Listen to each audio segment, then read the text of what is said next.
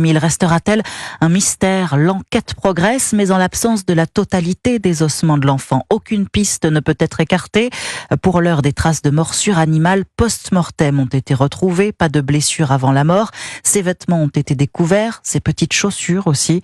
Révélation du procureur qui a tenu sa première conférence de presse hier, suivie de près par les habitants du Vernet. Reportage du correspondant d'Europe 1, Frédéric Michel. Il est 18h, le procureur prend la parole. Presque tout le village est à l'écoute. Un couple et des amis qui habitent le Vernet suivent ensemble la conférence de presse. Que nos premières pensées sont réservées aux parents. Après avoir entendu les explications des autorités, Mathilde réagit. Une certaine frustration. On est sans cesse ballotté d'une position à une autre. En tout cas, moi, je n'ai pas le sentiment d'être plus avancé sur une piste à privilégier. À ses côtés dans le salon, son mari Robert se pose aussi beaucoup de questions. On imagine que le corps a dû glisser avec les fortes pluies, il y a eu de la neige, c'est pentu, des buissons, des cavités. Si on voit que les vêtements sont pas au même endroit, c'est qu'il y a eu un ruissellement forcément, donc c'est-à-dire que l'enfant était peut-être plus haut. C'est possible d'être passé à côté. Annabelle, une amie, redoute, elle, la piste criminelle. Pour moi, elle est loin d'être écartée. Là-haut, il y a quand même eu 800 bénévoles. Alors oui, on a pu peut-être passer à côté, mais comment une caméra thermique a pu passer à côté? Comment des chiens ont pu passer à côté? On nous dit qu'il fait 30 degrés. Le soir, on a fait les recherches avec les pulls quand même. Le soir, quand on s'endort, on se refait tous les films. On a tous nos théories, nos avis. Et ces jeunes habitants du village avouent avoir peur de ne jamais connaître la vérité.